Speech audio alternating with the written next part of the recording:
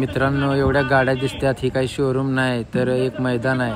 भारतातलं 1 नंबरचं मैदान श्रीनाथ केसरी. हे मैदान डबल महाराष्ट्र केसरी चंद्रहारदादा पाटील यांनी भरवलं होतं. या मैदानामध्ये 1200 ते 1300 बैलगाड्यांनी सहभाग घेतला होता. कारण बक्षिसं काय साधीसुधी नव्हती. फॉर्च्युनर, थार, 150 टू व्हीलर एवढी बक्षिसं ठेवली होती. एवढी बक्षिसं ठेवल्यामुळं गर्दी पण अमाप जमली होती. गुगलचा अंदाज असा लागला की 15 लाख पब्लिक जमलं असावं.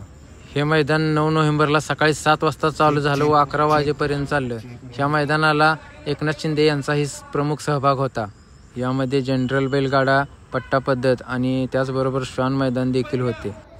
कधीही न गाजलेला, कुठेही नाव नसणारा छत्रपती संभाजीनगरचा लखन पट्टा पद्धतीमध्ये गाजला आणि फॉर्च्युनर घेऊन गेला.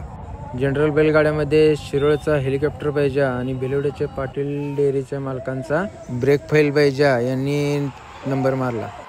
मैदान पार पडल्यानंतर चंद्रहारदादा असेही म्हणाले की हे सर्व मी गोवंश संवर्धनाच्या हेतून करत आहे. या मैदानानंतर शेतकऱ्यांच्या बैलांना किंमतही मिळेल. यानंतरचं मैदान याच्याहून मोठं असेल व BMW ही कार आपल्याला बक्षीस रूपात पाहायला मिळेल आणि आपली बैल विमानानं परदेशात मैदान खेळायला जातील असं त्यांनी घोषणा केली. आता मला हे बघायचं होतं की कोणत्या कोणत्या भागातून या मैदानाला लोक आली होती. तुम्ही जर आला असाल तर तुमच्या गावाचं नाव कमेंट करा.